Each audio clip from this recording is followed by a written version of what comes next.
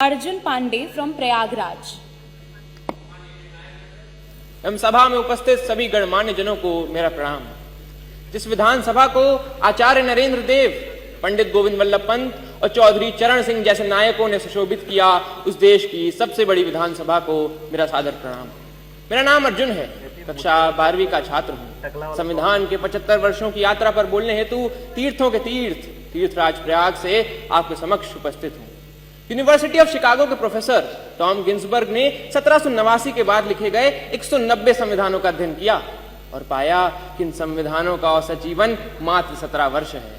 परंतु भारत का संविधान भारत के उत्कृष्ट मानवीय उपादानों का प्रतिनिधित्व करते हुए 75 वर्षों बाद भी आज दृढ़ता के साथ विद्यमान है।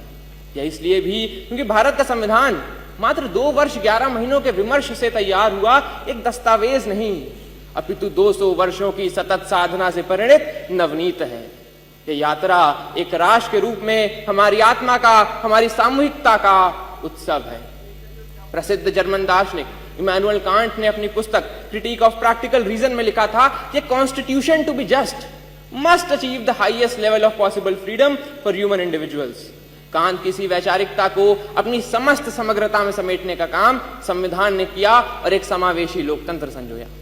भारत का संविधान सिर्फ इसलिए बड़ा नहीं है क्योंकि इसमें 1.5 लाख शब्द हैं, अपितु इसलिए भी क्योंकि इसके पृष्ठों से महात्मा गांधी के हिंद स्वराज, भगत सिंह के क्रांति, अंबेडकर के सामाजिक न्याय और नेताजी बोस के संप्रभु और सशक्त भारत की आकांक्षाएं भी परिलक्षित होती हैं।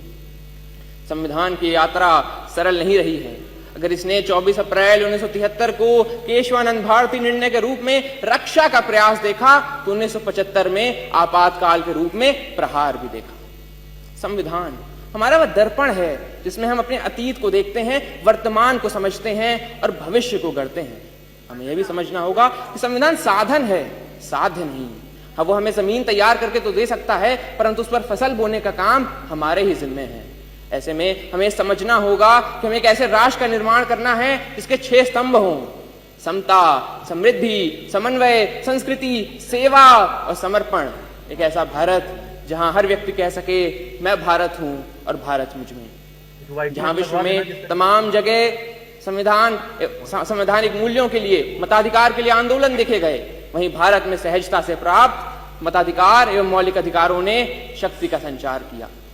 हमारा ये कर्तव्य है कि हम एक ऐसे राष्ट्र का निर्माण करें जिसमें हर हाथ को अवसर मिले, हर सपने को ऊंचाई मिले और उसे पूरे करने का नैतिक साहस मिले। अंत में इतना ही कि हमने तहरीर की है कागजों पर सदियों की बातें, हमने तहरीर की है कागजों पर सदियों की बातें। संविधान यूं ही नहीं, हर लफ्ज में एक कौम की सांसें। धन्यवाद।